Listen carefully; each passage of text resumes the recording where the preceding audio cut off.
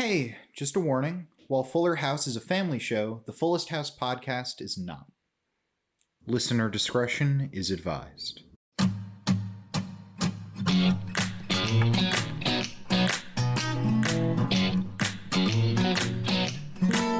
Hello and welcome to the Fullest House, the only Fuller House recap podcast. I hope no one else is dumb enough to be doing this. I'm Mark Greene. I'm Harrison Bloom. And I'm Zach Horowitz. We just finished watching the first episode of Netflix's Fuller House, and guys, what a time. What a time to be alive. What a joy coming back to this after so many years of watching this show together. Yeah, we should make it clear. We have seen not all of it, but most of it. We have 12 episodes left of the final season to get through. Yeah, it came out as we were planning this, and now we've decided to all come together and look at the show from the beginning and reflect on what we've accomplished. Reflect on, the real journey of it, reflecting on the journey and the friends we made along the way. Right. And we should say, we love this show with all our hearts. We have had so many hours of enjoyment from Fuller House. It's brought us closer together. It's so much fun to watch. That being said, we probably will not be entirely kind to Fuller House. No. Yeah, I was going to say you were being entirely too positive in that. I was like, we're just getting ready to tear it to shreds. I figured we shouldn't be completely mean right away. No, Yeah, I think we course. are legitimate fans of Fuller House. Yeah. We do watch it ironically, but we are legitimate fans. There are some characters that we do legitimately love. We get happy when they're on screen. It's wonderful. So that being said, there was a lot I forgot about this first episode. Yeah. What happens in this episode? Does anyone want to give a brief recap or start a brief recap? Sure. Yeah, so we have DJ, I think, temporarily living in the Tanner household because she's recently widowed, dead husband, the greatest of motivators in any fiction. Yes, DJ's husband is dead, much like how Danny's wife was dead in the original Full House. You guys remember Full House?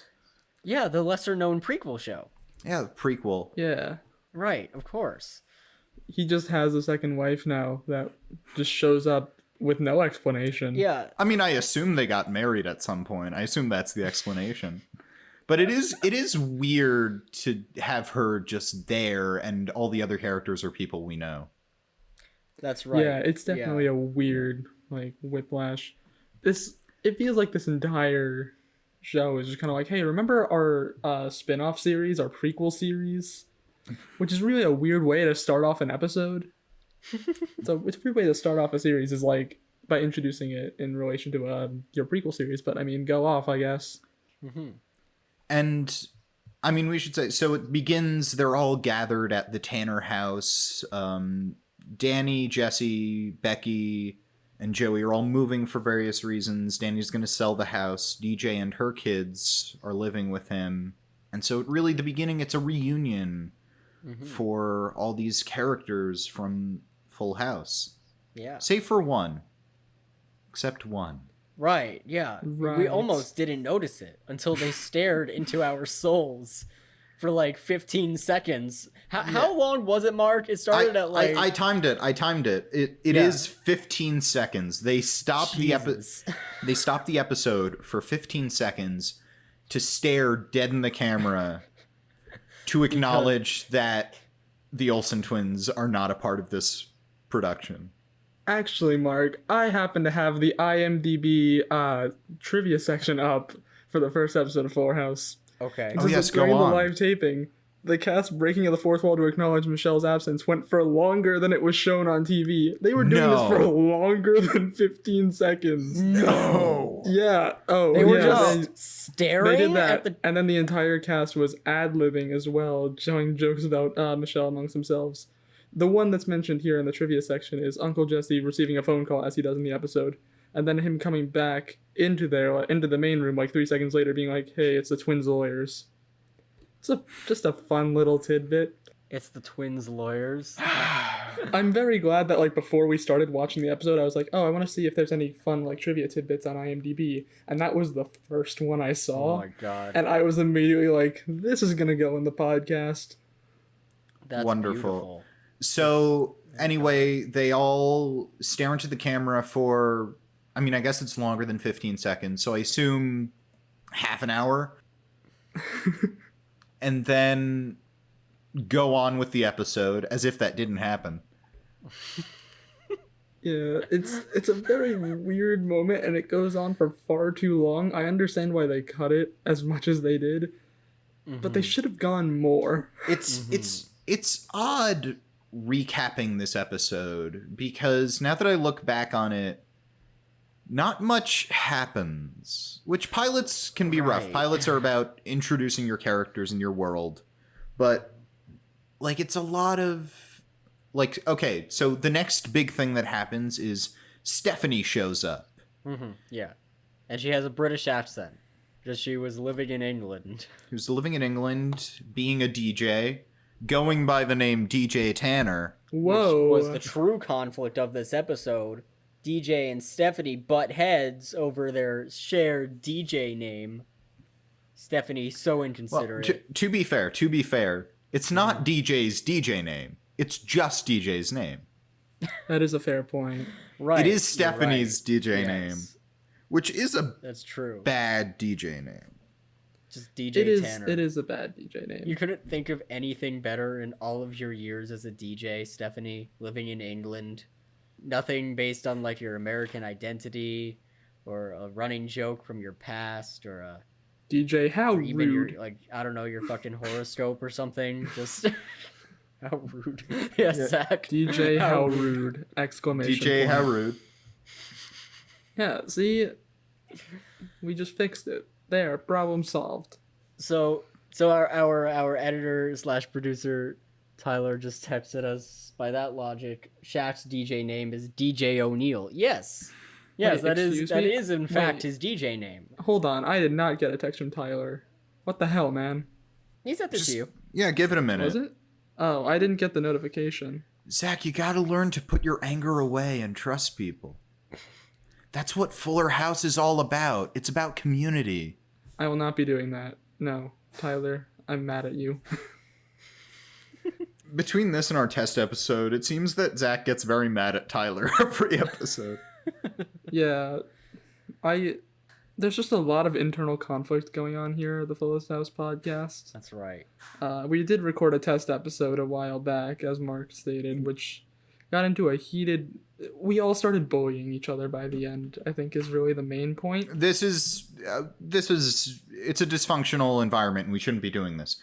Anyway, Just like Fuller House. so Stephanie has a fake accent because she's been in merry old England.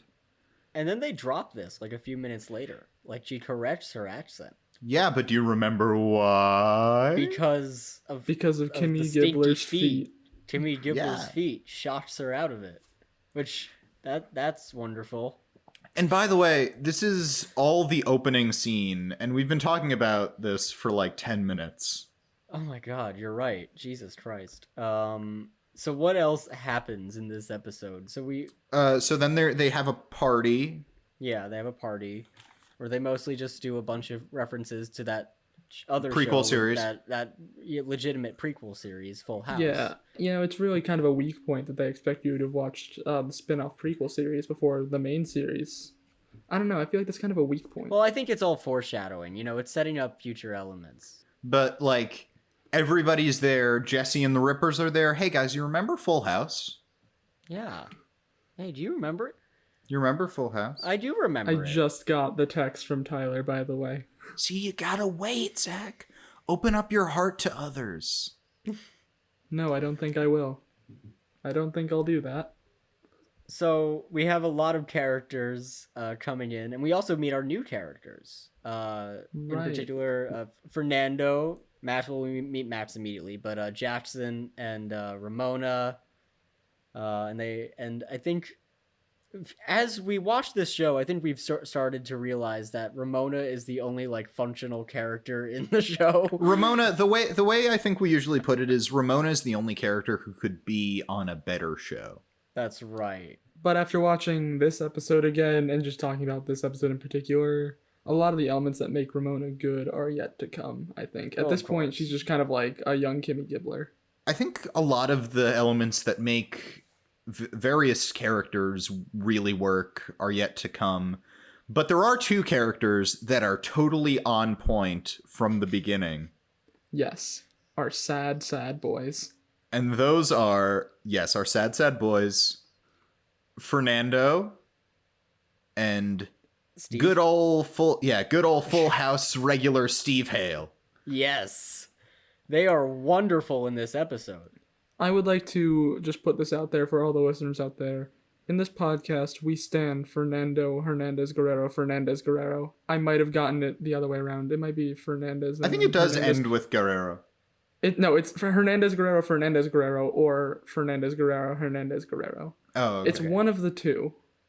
So, yes, we stan him. He is wonderful. And can we acknowledge for a moment that in this episode, he admits to being a serial adulterer? That is an important fact. I forgot that he was set up as, like, a villainous character. That, like, he was an asshole to Kimmy. And everyone just wants him gone because he was a terrible husband. It's just his sheer magnetism. That's true. You gotta love him. That's why all the women slept with him, even though he was married, because you just gotta love Fernando. That's right. You just gotta, yeah. I mean, listen, I'm straight, but if I saw Fernando walk into like any kind of situation, such a bad like way to start a sentence.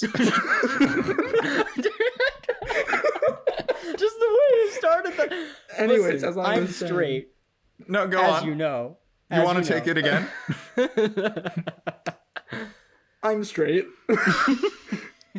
But if I was ever in a situation where like Fernando was hitting on me, like I'd be honored.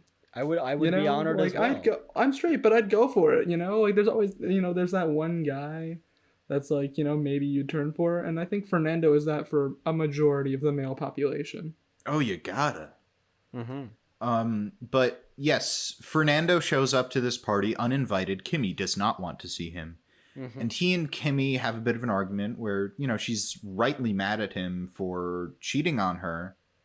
But in this exchange, we learn not only that Fernando is a serial adulterer, but also, very importantly, that Kimmy Gibbler is a sex goddess.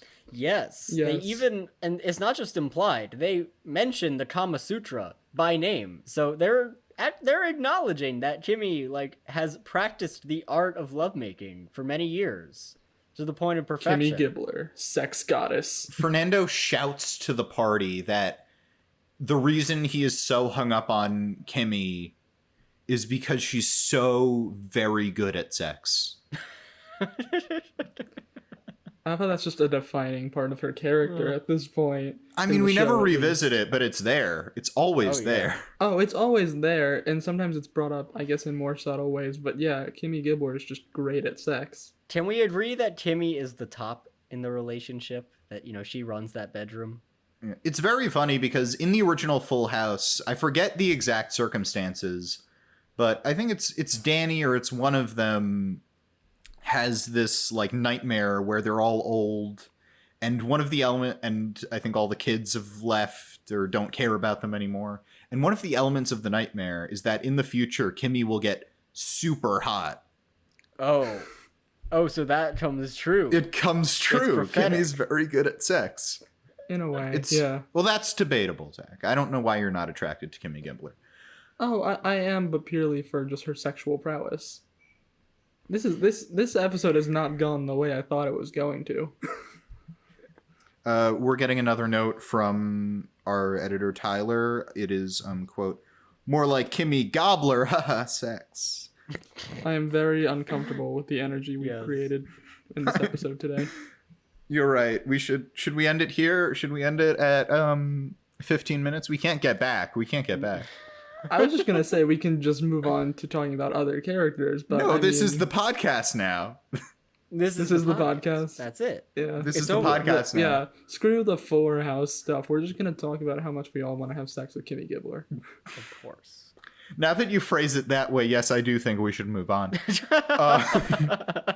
Exactly. So Mark, what happens next? What would you like to talk about next? I think next we should move on to Steve, right? Because we mentioned Steve. Oh right, yes, Steve. Good old Steve. Steve shows up for the food, but also because he's still deeply in love with DJ. Yes. It's so on point this episode. Just coming right out, says, "Hey DJ, I know you're recently, what's the word? Bereft? Is that the word? Widowed. Widowed. Widowed. Okay, sorry. Recently widowed, but if you want to fuck." Well, he doesn't. He says it better than that, but he immediately says his purpose, and then immediately expresses regret for not locking that down soon. Yeah, it's straight to the point, but it's not quite as straight to the point as he would originally say. No. Yeah, no, it's He's a classy he takes man. her. He gently puts his hand on her shoulder and says, "Deej, I know things are rough, but I'm always here for you if you do want to fuck." I would also like to point out he's also doing this while stealing food from her kitchen. Yes. It's very good. It seems like she willingly is she's on that schedule. She knows to give him all the food. Like he has that Tupperware stacked. It's like I'd imagine it's like a regular thing. Steve just kind of shows up to ransack the kitchen. Yes. But really, it's just like in a weird way, the performance is really great. Oh, it's really good in this episode. Oh, he yeah. actually really he exudes confidence, and he's that sad man who's divorced. Yeah, in terms of pure acting ability, Steve is one of the better actors on the show, if not the best. He's not over delivering the lines. He's really delivering it in a very straightforward, sincere way, which really heightens all the comedy. Yeah. But yeah, and so that party is where we meet two of our favorite characters, Steve and Fernando, and Right. we also get We also get to meet the children. Let's talk about we do the children. meet the children. We've got you know what? Let's just start off with Jackson, who's kind of a bad boy. Yeah, remember guys when they were trying to make Jackson cool? We've seen the series, and we are big fans of where they do eventually take Jackson's character, which is a very different place. Yeah. But in this episode, Jackson's a bit of a bad boy. He's a bad boy. He's a bit of a He makes bad his boy. brother do his chores and emotionally manipulates him and makes him believe he has a tiny explosive in his head. He tells his brother that he's gonna kill him. Well, when you put it that way. And then Max is like, "Bet, do it, kill me, do it right now." Well, Ramona introduces herself as the element of disorder. She comes in and she disrupts the power dynamic. Yeah, she's basically just the young Kimmy Gibbler at this point in the show. Well, isn't that who is the Kimmy of this show? Later on, is it just Fernando and I think it and is Jimmy Fernando. Gibbler? It is Fernando, right? I was gonna say, you mean other than Kimmy Gibbler herself? We shouldn't get too bogged down on what will happen. right. Yeah. Right. Yeah. Because we're going on this journey, dear listener. We are going on this journey with you. We've taken this journey before, but we're going there with you. If you are just entering the show now, buckle in. Buckle It's gonna be a up. wild ride. Yeah. Buckle up. Things get crazy. Oh yeah. Yeah. Anyways, Yeah, they were trying to make Jackson cool, and he has the did. nickname Action Jackson, which I think we refuse to call him, right? yeah, we refuse to call him Action Jackson for reasons that will be disclosed later. Yeah, but Stephanie does call him Action Jackson, which does come up later in the show. But to focus things back in on what's happening, DJ gives a very stirring speech about how much she's going to miss everyone and how It's about family. she's okay with them leaving, and it's okay, really, she's okay. And DJ throughout this episode is very obviously concerned about the fact that everybody's leaving and she's going to have to do everything alone. And nobody really seems to care. Yeah, it's weird. They just don't notice it. They're all just like, yeah, it's gonna be great. Yeah, no one really seems to care until they overhear her talking on the baby monitor at the end of the episode, and they're like, "Oh, wait, we're leaving DJ alone with all these responsibilities. Yeah, at the end of the episode, DJ is comforting her youngest, Tommy, who's still in a crib, and she's saying how concerned she's going to be. But the baby monitor is on, and it's only then when she just outright says, "I'm really scared about what's going to happen," that everybody's like, "Oh, maybe we should help DJ." They're a bad family. They're a bad family. But yeah, going back to just kind of going over, if we want to just go over each character again specifically, we're also introduced to DJ's second son, Max, who is just a young Danny Tanner at this point. Oh yeah, Danny has definitely been grooming Max into the neat freak of the family. He's been brainwashing him. He has developed OCD because of Danny Tanner, and it's wonderful. Yeah, they show them taking care of stains together, and it's supposed to be very cute, but we know what's going on. Yes. We know. We know the Behind truth. the scenes. It's very dark. Danny has spread his neuroses to this small boy, this little cleaning child, and he's never going to be okay. He's never going to be the same. He's never going to have a satisfying adult relationship. Oh no. He's never going to be able to survive on his own because Danny Tanner has groomed him. Then again, Danny seems to be doing fine. He has a wife that likes it when he talks clean to her. That is also true. And that's also like the only thing she says throughout the episode, right? Yeah, that's one of the only things she says. One of the only memorable things she says. Yeah. Yeah. And there's also the other B-plot where Max just wants a dog. That's true. And That's then true. DJ says no. But yeah, relatable conflict. That's something children do a lot. Whine that they don't have a dog. Steve's dog, Comet Jr., which, it's definitely his dog because he's trying to get in there with DJ, is pregnant, and Max really wants one of the puppies, but DJ does not want Max to have one of the puppies. Even though Max is a big boy now, he knows curse words such as Donald Trump. Oh yeah, the Trump humor. God, that's cringy. Another thing, going back to the IMDb page, that was not the original line, by the way. They changed it, likely to avoid a fine. I don't know why. Hold on, I'm gonna say it, so for all of you sensitive listeners, you might want to cover your ears for a couple seconds. Okay, ears covered. I don't know why the word poop... Oh, sorry, I said it out loud. Anyway, forget I said that, but I don't know why the word poop is supposed to give them a fine. Wait, really? That was the word originally? That was the original line. Well, yeah, because Poop Industries, the owners and copyright holders of Poop, Oh, of course. are very famously Yes. litigious. God, it's such a shame. The Feces Corporation is so much more lenient. Feces Incorporated. We are 12. That's us laughing at all these poop jokes. We are 12 years No, old. we're so adult. We're watching Fuller House, guys. We're all internally 12 years old. We're three 21-year-old men watching Fuller House together. 3 grown legal adults watching Fuller House on Netflix. What a time to be alive. Yes. Poop jokes, not okay. Boob jokes are. Like the several that they make in this episode, including about Stephanie.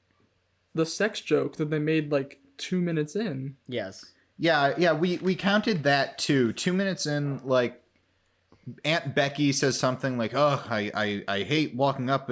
I'm sore." And Jesse goes, "From last night?" And she says, "No, from walking up and down all these stairs." But, like, that is a sex joke, and it comes, like, 2 minutes into Fuller. Yeah, and then they really love talking about Stephanie's boobs. They make the joke about the outfit, and then she says, "I know I look like lunch, but this Dairy Queen is closed to the baby." Which I guess that's not a sex joke, but it is a boob joke. Yeah, it's really weird how they're like totally fine with all these sexual innuendos and sex jokes, and then they're like, "Oh, we can't say poop. We'll get a fine. We'll be fine." American censorship is so weird. Well, again, because it's not about standards and practices. It's about Feces Incorporated. That's right. Right. Our apologies to Feces Incorporated. We hope you don't sue us. Please don't yeah. sue us. Oh yeah, gosh, we have to stop saying their name. Yeah, we're gonna need to. Yeah. Feces Incorporated This is trademark. never gonna get past the censors. Anyway, I think the only other noteworthy thing, other than the introduction to all these characters, that happens at the party is the rendition of the classic Uncle Jesse Forever, song, yeah. Forever. Right, which they sing in a duet, and it's very nice. It's a nice song. And I love it whenever they play a song in this show because they do that classic thing where the cinematography completely changes to be as sappy as possible. Not only the cinematography, the sound quality got noticeably better. And, like, I understand that it was a studio recording and all, but it's still jarring. It was definitely the same recording they used in 1992. It sounded exactly the same. Or maybe John Stamos is just super consistent. Or John Stamos is obsessed with looking, sounding, and acting much younger than he really is. Yeah, I mean, like, and fine, but, like, there's a line where he's kind of fed up with his kids. Nikki and Alex are in this episode, and they're, like, too burnout. They're not so bad. They're funny, yeah. But there are a couple of lines where Uncle Jesse is kind of grumpy with them, and I was like, wow, John Stamos, grumpy old man, is working so much more for me than John Stamos trying to be young. I agree. He was really good really as like, the does. stern father who's sick of his dumbass sons trying to open a fish taco truck. He needs to embrace it. He needs to be a grumpy Yes. old man. It's great. I would love it if John Stamos just became like a grumpy old man stereotype. Just getting typecast as that. Just forever. Forever? Wow, nice segue. But yeah, on. Are there any other characters we didn't go over yet? I guess there's Tommy, who's just We mentioned the Tommy. baby. Tommy's a baby. I got another fun little Yeah. tidbit here. So according to IMDb, the actual babies who played Tommy, the twins, they were very much scared by the loud cheering and applause of the live studio audience. Oh, is that why the baby was so scared during the episode? Oh no, I was gonna say what they did instead. Wait, I want to see if I can find the thing. Yeah. So what they did instead is instead of having the babies go in for the live studio audience shots, they used a doll as a stand-in, and then they edited the baby in later, which is wild. Oh, the baby was still there for filming when the audience wasn't around, and eventually became comfortable with the cast and stuff like that. And it says by the time the last episode of the season rolled around, the babies were happy to sit in John Stamos' lap and accept the bottle he brought as a peace offering. So there is a happy ending. But that still doesn't change the fact that a baby doll being used as a stand-in for Tommy is wild. It's wonderful. But it should be noted that Tommy looks miserable throughout this entire episode. And it's hard to sit and go, oh, what a cute baby, when that baby looks like he's in so much pain. Yikes. Yeah, that baby just does not want to be there. There's a scene where Uncle Joey brings out Mr. Woodchuck. You remember Full House? Right, Full House. Remember the show That's Full right, House? It exists. Joey brings out Mr. Woodchuck to make the baby laugh. Ha ha ha. But the second he brings Mr. Woodchuck out, the baby starts crying, just bursts into tears. Which is an understandable reaction after seeing Mr. Woodchuck. It's very understandable. But the thing is, they don't, like, cut away or anything. They just kind of, Uncle Joey keeps doing his shtick as the baby's crying. And I think there's a line where he's like, oh, like as if, like, oh, the little guy's upset. And it's like, Uncle Joey, why are you laughing at a crying baby? Because Uncle Joey That's is a horrible. sociopath. God. Oh, Uncle Joey. Oh, Dave Coulier. Dave Coulier. Canada's favorite son. Are you sure about that? Yeah, are we sure about that? I mean, I'm guessing. That's true. There's be always fair. a chance that Canada, has chosen a new favorite son. But originally, yes. Originally, yes. Welcome to Canada. Our main exports are Dave Coulier. Main export is Dave Coulier. Look, they've been coasting on Dave Coulier for years. They just have like a cargo ship full of Dave Couliers. Yeah, what they're doing is they're creating a machine that allows people to clone themselves, but they're only using it on Dave Coulier, so that Dave Coulier can be in many different places at the same time because he's to an fulfill the important Dave man. Coulier demand. The Dave Coulier prophecy. This is the next YA series. This is the next best-selling Help, I'm in love with the Dave YA Coulier. post-apocalypse series. Yeah, it stars an unassuming teenage girl who one day notices, it's weird. Dave Coulier is everywhere. And she unravels a massive government conspiracy about Dave Coulier. I was thinking complete opposite, where it's just like a young teenage girl who falls in love with Dave Coulier. That's also a very good option. There's a love triangle, and she has to decide between Dave Coulier and Dave Coulier. and another Dave Coulier, and Yeah. she has to decide if she wants to kill all the Dave Couliers, and if that means she has to kill her lovers. What were we talking about? Fuller House? That's right. Right. We were talking about Fuller House. Welcome to the Fullest House podcast, where we get constantly sidetracked. Woot woot. So I believe we had an issue with how they resolved this whole situation, right? Because originally the parental figures all agree that they're going to stay in the house and help take care of the baby.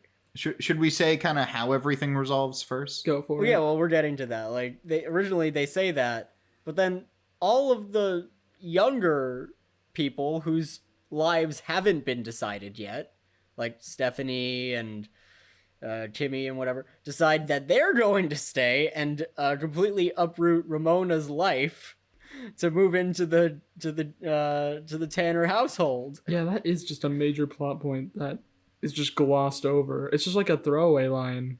To be fair, like, you know, someone's always going to be sacrificing something. Danny and Becky were going to start a nationally Right. syndicated talk That's show. Joey had a gig lined up. But we were kind of thinking about how all of the older family members say, you know, we'll all put that on hold, leave our lives behind to help you raise your kids. And then Stephanie and Kimmy say, no, we'll step up. You guys have done enough. But, like, they're still relatively young and living their lives, whereas, you know, The middle-aged people are like stable. They They're know what stable. they're doing. They can do this. But without that, we don't really have a show. That's true. We Yeah. don't. We just have a remade version of Full It's a House. real passing of the torch moment. Even though at the end they decide to literally do a side-by-side comparison of a scene Oh, yeah, from the first episode. And when I say side-by-side, I mean they literally zoom out.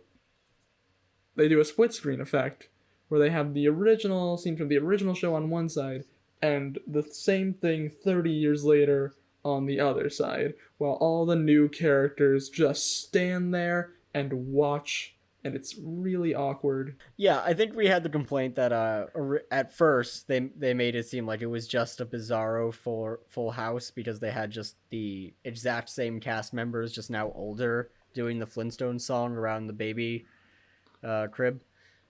But then they do the proper passing of the torch after the adults leave, where it's just the new family, the Fuller family and Gibbler family around the crib. well, that's, and I'm sure we'll get into it more later on, but that's kind of my thing with this show. Like, I've watched a lot of Full House. I watched it a lot as a kid. I used to watch it before I went to school, and I've seen pretty much every episode, a lot of them more than once.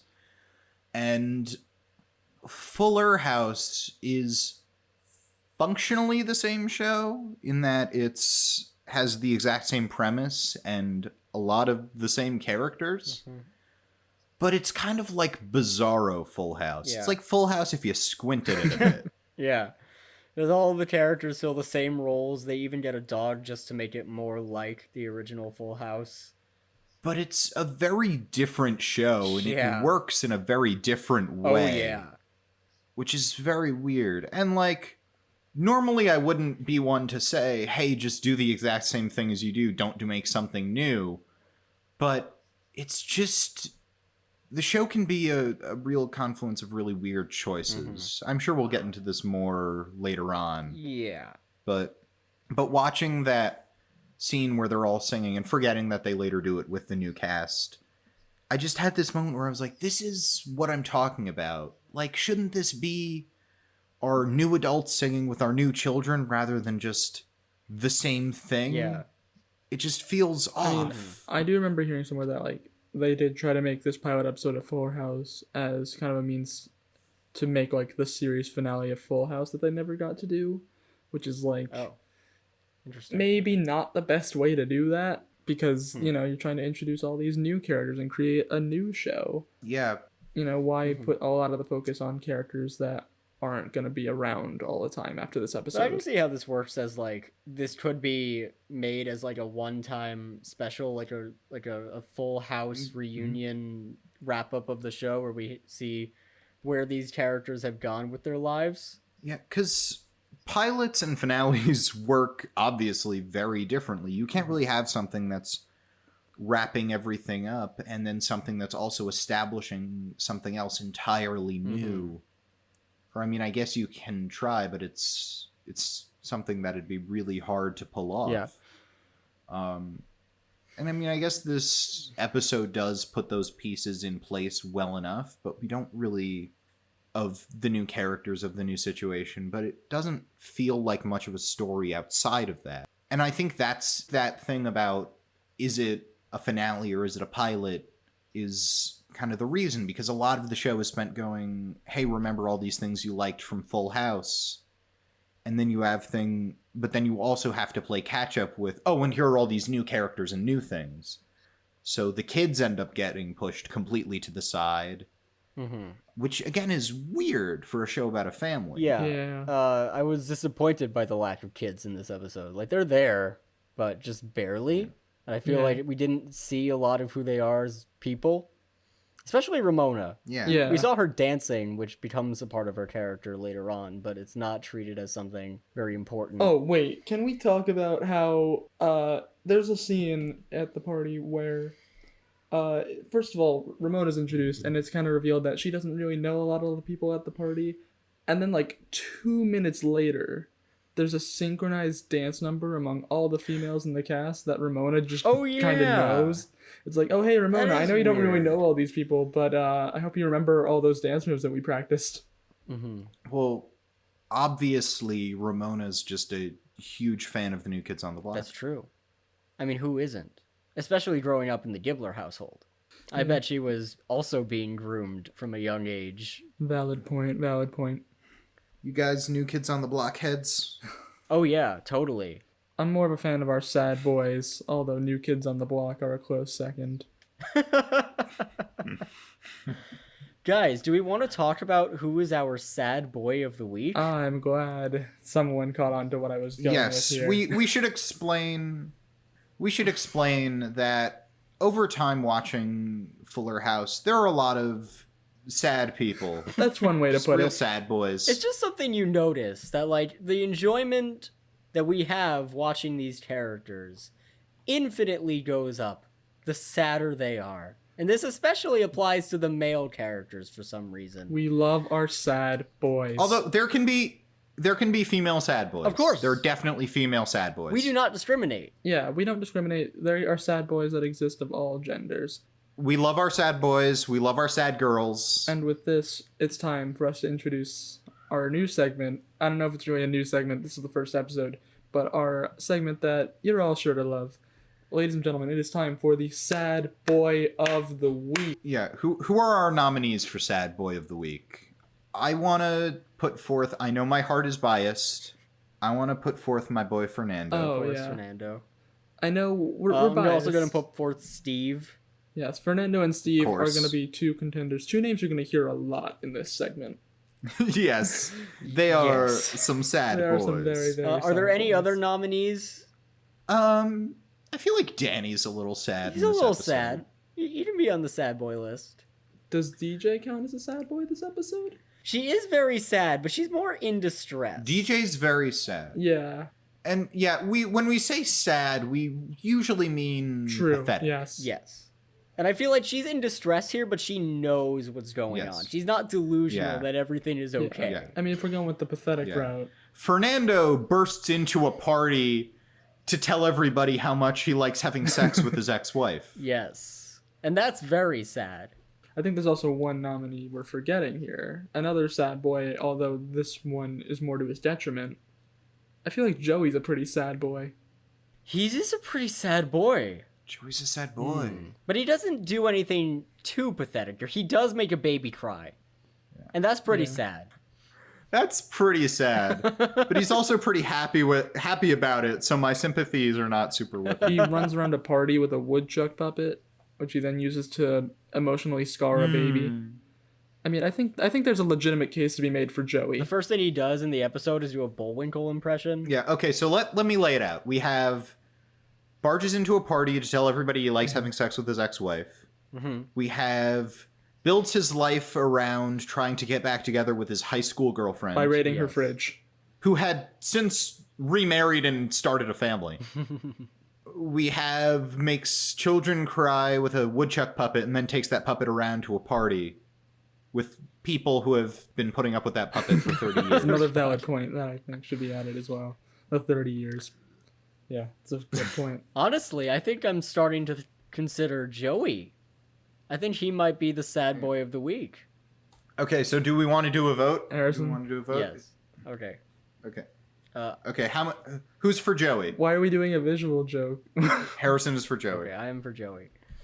Well, that's why Harrison, I said. You're for Joey. Harrison raised his hand for the viewers who will not be seeing what we are looking like visually. Yes, right. I keep forgetting we're not going to do a video recording. Yeah, it's fine. Steve.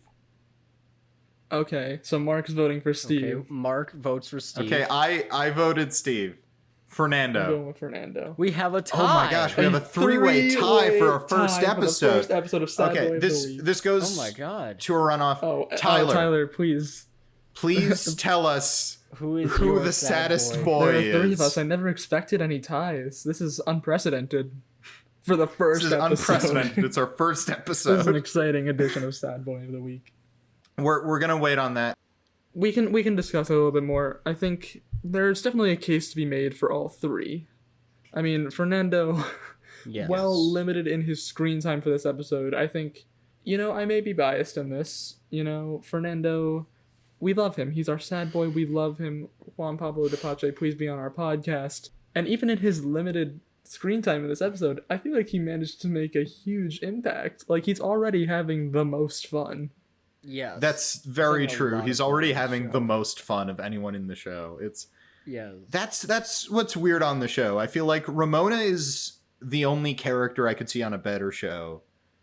Steve might be the best actor, but Fernando is having the most fun. Yes, easily. Juan Pablo Di Pace, he seems to be having so much fun, you can't help but just want more of him. There's definitely a case for all three to be Sad Boy of the Week, but there can only be one winner. Well, okay. We have our winner. Our winner? Tyler has responded, and he says that, and he cites the Otter Pops, the melting Otter Pops, as the final proof that Steve is the sad boy of the week. That's a good choice. Steve raids DJ's fridge and points out that he has to leave before the Otter Pops melt. Right. That's a good point that we forgot to mention. Thank you for bringing that up, Tyler. So thank you, Tyler. Thank you, Tyler. We have our sad boy our sad boy, our sad king. Our sad Steve boy Hale. of the week. Steve Hale. Dr. Steve Hale. Dr. Steve Hale. Congratulations to Steve. Congratulations. You're the saddest boy of this episode. They do a good job introducing his profession. His podiatry profession. They just straight up say it in the dialogue. Stick with podiatry, Steve. Stick with podiatry. Steve likes feet. He's our sad boy. Steve likes feet. There's a lot of feet. Oh god, there's a lot of feet in this episode. There's a lot of feet. Did Dan Schneider work on this? Ayo. Did we mention that Kimmy's feet is the thing that manages to stop Stephanie from doing her British accent? She becomes Americanized after seeing I think Kimmy's that might feet. be one of the first things. Yeah, we did. mentioned. I've been trying to keep us on track a little bit. Yeah, I think we did mention that because they're real stinky. They're real stinky feet. Yeah, and it reminds her of Trump, or at least it reminds Max of Trump. Yeah, they smell like Trump. I'm pretty sure that might have been the P word that we can't say because we don't want to get sued. Thanks, Feces Incorporated.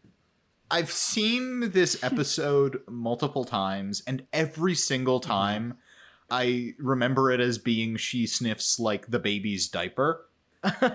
Every single time. Which, by the way, this is a show with a baby Yeah, in it. that And would you're not make going to more use the baby's sense. diaper as the bad smell. That would definitely make more sense. Right. Unfortunately, they decided, you know what, we're going to bring Dan Schneider on for an episode and make a feet joke, which is just infinitely funnier. Because it's just like, why? You didn't have to do that. Who knows what she's done with those feet? Oh, she knows what to do with those feet. Oh, God. Kimmy knows what to do with her feet. Kimmy Gibbler, sex goddess. Kimmy Gibbler, sex goddess. She knows what to do with her feet. She's very talented with her feet. I've said it a bunch of times now. I'm starting to regret the path I've went on. I think the voice really seals And it. this voice. No, the voice It's- seals it for me. Do I have to do the rest of sells the it. show like this? And I do mean the entire podcast, not just this episode. Oh, let's put it to a vote. Harrison, I vote yes. I 100% vote yes. Mark, you have to do the entire podcast from start to finish as Grizzled Action Hero. Oh, man. Oh, jeez. Oh, jeez, man. Have mercy. Anyway, grizzled action man. Right? Remember Full House? That should have just been the description of the episode. It's just, hey, remember Full House? And then no further explanation needed. Because I do remember Full House. Oh, I'm sorry. I do do remember remember Full House. Oh, grizzled action man. We thought you left for a second. Yeah, I had to step out for a second. Mark filled in for that one line. We are two different people.